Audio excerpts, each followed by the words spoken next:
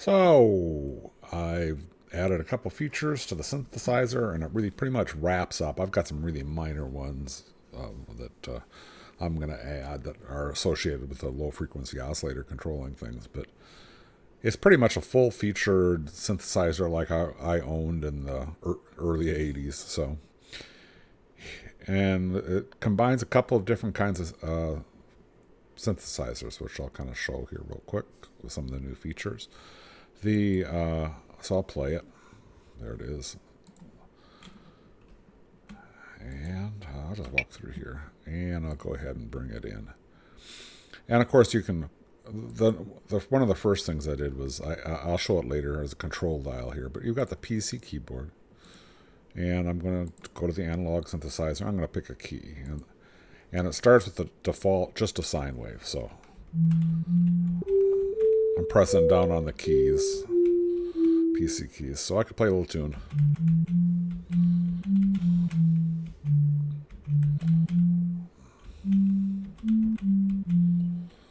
Anyway, so and I could change the volume of that. I could pan it to one side or the other. I can do some other things with phasing and detuning, which you've seen some things before. I can shape it with an envelope, add filters, and on and on and on. The things that I've added is I have FM synthesis in here now. Now FM synthesis turns this kind of basic where it's just the oscillators and the ADSR envelope and the filters and then another controlling oscillator and LFO. It's kind of basically a Moog synthesizer, the way that you can combine things. What the FM does is another wave. It's a wave that modifies or modulates another wave. And I'll do some training on it as part of the training I'm going to do that we've discussed in our meetings. But the point is, it is a very popular in the Yamaha DX7 and on series of synthesizers. It's a whole, just like the Moog synthesizer is a realm of synthesis. This is another realm. That with using frequency modulation. So what does it sound like? Well, there's my sine wave. So I'm going to pick another sine wave, and what it's going to do, it's going to generate and then feed into the first sine wave to change the way it looks. I could show the oscillator to show up, but I'm just going to go do it right now. First of all, you pitch how much different do you want the pitch. Let's say it right now, I'm going to say it's the same pitch. And then you say the amount you want it to affect it in frequencies. So if I play now, you'll hear it have a lot different tone. And I can change this.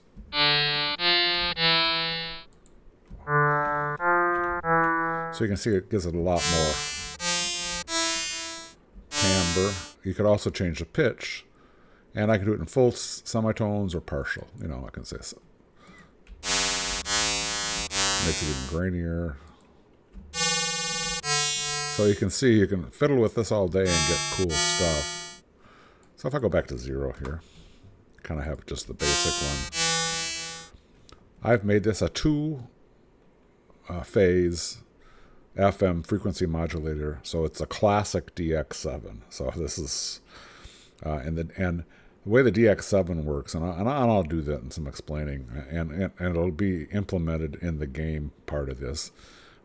This is the guts of the engine, basically, that I'm controlling here, that I built. My little, it's turned out to be big engine, audio engine. So I can have another wave, which will modify this wave. So this first wave will modify the second wave, that'll modify the third wave. So you can get really crazy here. And I'll say, we'll make the pitch. Oh, let's get it back to 0. Yeah. Oh, and an amount here now. So now you're going to hear it playing notes.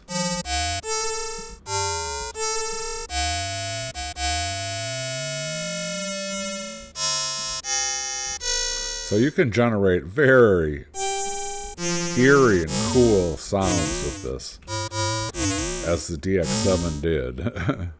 So if I move this maybe back to really low, let's say 200, it'll sound way more. Closer I get to the zero, it makes it sound.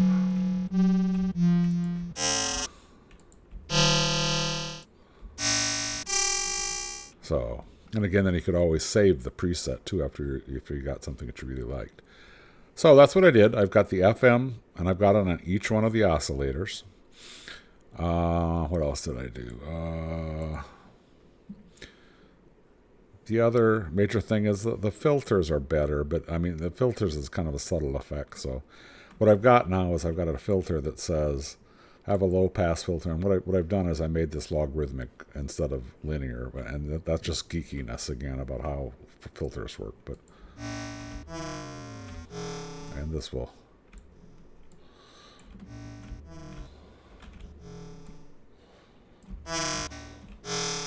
So I'm just applying a simple low pass filter, for example, for this one. And again, if you remember this is how does it shape the sound? So this will have a long build up and a long release. I'll press a note and release it. I can turn this baby up.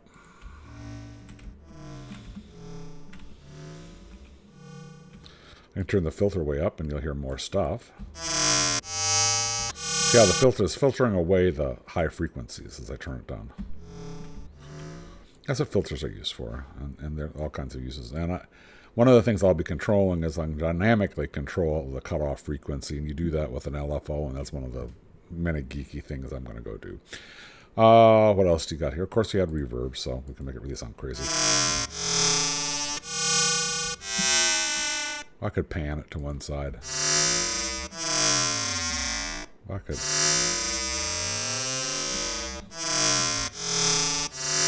And I will control the pan automatically again with an LFO as well. Oh, I have pitch wheel, so let me get the pan back to 0. So it's in the middle. But I got a pitch wheel. If I hold them, I'm going to hold the note down. And then I'm going to use the pitch wheel.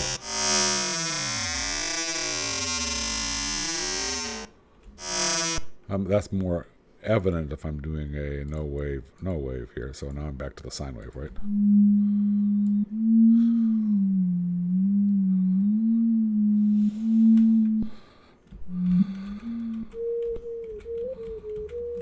So that's where I lay. I got it pretty well done. Quite honestly, I mean, this is a full-fledged synthesizer that I probably spent $3,000 on back in the day in the 80s, about the same functionality.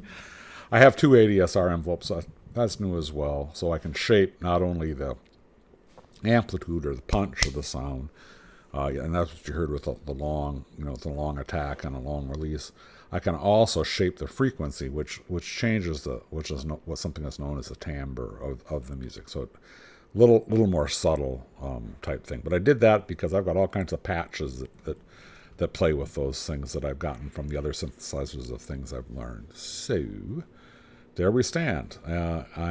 So this means going forward, I am going to the rest of this sprint, probably most of the sprint, I'm not going to spend in the guts of this, although this is huge fun for me.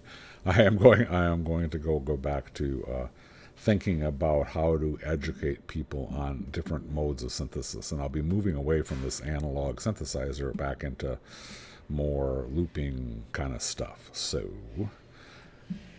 just thought I'd share where I'm at.